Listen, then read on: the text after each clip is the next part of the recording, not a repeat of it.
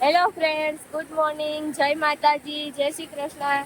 તો અમે આવી ગયા છે નદીએ કપડાં ધોવા.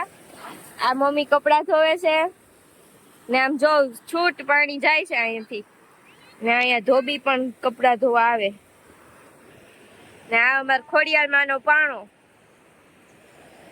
આટલા લુગડા ધોયા ને અહીંયા હેતુબેન નાઈ. અહીંયા મમ્મી શું કરે? મુંડી વગરની મમ્મી ધોવે છે માથું ને હે ને હમણાં અમે બે બેનો અહીંયા પગ બોરીને બેઠા હતા ને તો અહીંયા હે ને માછલીઓ હતું. દેખાય ને તો તમને દેખાડું.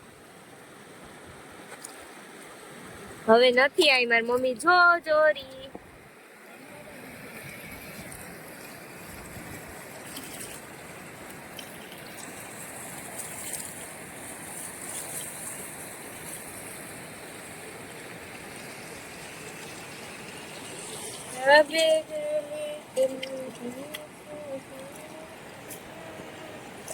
આમાં તમને દેખાય તો ઠીક છે. આજે છે ગણેશ ચતુર્થી, તો આપણે બનાવવાના છે ચૂરમાના લાડવા. તો ભાખરીનો જાડો લોટ હોય એવો જાડો કરકરો લોટ દરાવ્યો છે અને ગરમ પાણી કર્યું છે. તેલનું મોણ નાખી અને આપણે વાળવાના છે મુઠિયા. જો આ રીતના મુઠિયા વાળી લીધા, મુઠિયા વાળીને તેલમાં તળી લીધા. એક પછી એક, બે, ત્રણ ઘાણમાં તળી લીધા, કેમ કે મારે થોડાક જ લાડવા બનાવવાના છે, ઝાઝા લાડવા બનાવવાના નથી. તો તેલ આવી જાય એટલે આ રીતના તળતા જવાના અને મુઠિયા વાળતા જવાના. મુઠિયા બધા રેડી થઈ જાય એટલે આ રીતના ઘી ગોળની પાઈ લઈ લેવાની. ઘી ગોળની પાઈ લઈ અને એને ઓલું આપણે બનાવ્યો હોય ભૂકો, એમાં કાજુ બદામને બધું નાખી અને મિક્સ કરી લેવાનું. જેટલું જરૂર પડે એટલું નાખવાનું, જેટલું ગળ્યું ખાતા હોય એટલો ગોળ નાખવાનો અને પછી એકદમ બધું મિક્સ કરી લેવાનું. મારા લાડવામાં થોડું ઘી વધારે થઈ ગયું, પણ ઘી વધારે હોય તો જ સારું લાગે. અને જો એક પછી એક લાડવા વાળવા માંડી. નાના નાના પહેલાં 5 લાડવા વાળી લઈ ગણપતિ બાપાને ધરવાના અને બાકી બીજા બધા મોટા. અને લાડવા બની જાય એટલે આપણે ઘરમાં ગણપતિની પૂજા કરવાની છે પહેલાં. તો જો ગૌતમને આપી દીધું એ કામ કરવા. તો ગૌતમ ગણપતિ બાપાની પૂજા કરી લીધી અને ભગવાનને લાડવાનો પ્રસાદ ધરી દીધો. અને પછી અમારે જવાનું છે ઉધાર્ય ગણેશ. તો ગૌતમ કરવા માંડ્યા ગણપતિ બાપાને તૈયાર. જો વસ્ત્ર પહેરાવે છે ગણપતિ બાપાને. એ રીતના અમે પૂજા કરીએ, દર વર્ષે આવું કરીએ અને પછી જાય ઉધાર્ય ગણેશ. તો ઉધાર્ય ગણેશ અમારા ગામથી થોડુંક જ દૂર છે અને ત્યાં છે ને ઉધાર્ય ગણેશ એટલે લાઠોદરા પાસે આવેલું છે ગામ. અને કહેવત એવી છે કે પહેલાં છે ને ગણપતિ બાપા બધાને ઉધાર પ્રસાદમાં જે જોતું હોય ને એ આપતા, એમ એવી કહેવત છે બધી. પહેલાંની વાત સાચી હોય કે ખોટી આપણે તો ખબર નથી, પણ ગણપતિ બાપાનો હાથ બહુ છે. અમે દર વર્ષે ત્યાં જઈએ અને મારા ગઈઢા સાસુ એટલે કે ગૌતમના દાદીમાં બા એ ત્યાં દર ગણેશ ચતુર્થીએ જતા એટલે હું અહીંયા જાઉં છું. મને ખબર પડી કે એ જતા એટલે હું અહીંયા જાઉં છું. એટલે હું, ગૌતમ અને મનસ્વી અને પ્રિયાંક અમે જઈએ છીએ ઉધાર્યા ગણપતિ બાપા. જો ઓલા આપણા વાડીએ જવાના 3 રસ્તા છે, ત્યાંથી એક રસ્તો આમ જાય, ત્યાંથી જઈએ છીએ લાઠોદરા સાઈડ ગણપતિ બાપાએ. તો હાલો આપણે બધા જઈએ, તમને દર્શન કરાવીએ ગણપતિ બાપાના. અને ભાદરવો છે અને ચોમાસું છે એટલે ભાદરવાનો તડકોય હોય અને ચારેય બાજુ હરિયાળી હોય. ઠંડો ઠંડો પવન આવે છે, ઝીણો ઝીણો તડકોય લાગે છે. અને આ છે ઉધાર્ય ગણપતિ બાપાનું મંદિર. તો અમે પહોંચી ગયા મંદિરે. હાલો હવે પૂજા પાઠ કરી પ્રસાદ ધરી દઈએ અને દર્શન કરી લઈએ. જો હાલો તો હવે જઈએ ગણપતિ બાપાના દર્શન કરવા.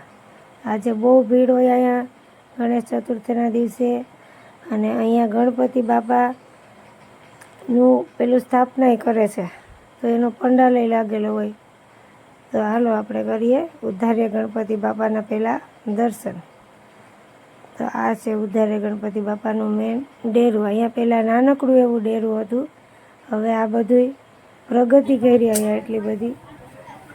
અને આજે તો બહુ ભીડ હોય અને અહીંયા લાડવાઈ હોય જાજા બધા. તો જય ગણપતિ બાપા. આ છે ઉધાર્યા ગણપતિ બાપા. કરી લ્યો દર્શન બધાય. તમારા બધાયની સર્વ મનોકામના પૂર્ણ કરે એવી ગણપતિ બાપાને પ્રાર્થના. અને અહીંયા જો આ રીતના બધાય ઘરેથી લાડવા ધરવા આવે એ બધાય આમાં લાડવાનો પ્રસાદ લઈએ અને બધાય દર્શન કરીને પ્રસાદ ધરે. હાલો, તો આપણો વારો આવી ગયો છે પૂજા કરવાનો. તો આપણે હવે પૂજા કરી લઈએ. તો હું અને રંજનબેન અમારી બેનો સાથે વારો આવ્યો. આજે અહીંયા લાઈનમાં વારો આવે તો અગરબત્તી અને દીવા સાઈડમાં અંદર મંદિરમાં કાંઈ નથી રાખતા, હવે બધું બહાર રાખે, કેમ કે ત્યાં આગ ને એવું લાગવાની બીક લાગે. અને તેલ ને ઘી ને એવું બધું કરી નાખે, બધી આવતા હોય બધા અલગ અલગ માણસો તો એટલે. અને અહીંયા જો રંજનબેન પ્રસાદ ધરી દીધો અને હું હવે ધૂપબત્તી કરી લઉં, પછી હું પ્રસાદ ધરું.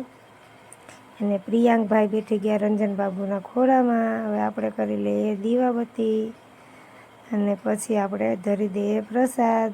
અહીંયા ધરી દીધો લાડવો અને પ્રસાદ લઈ લે હું એમાંથી પાછો થોડોક લાડવો ધરી. અને પ્રિયાંકભાઈને તો મજા આવી ગઈ. પ્રિયાંકભાઈ કહે ગણપતિ બાપા મોર્યા, અને એને બહાર લઈ જાય ને તો બહુ મજા આવે.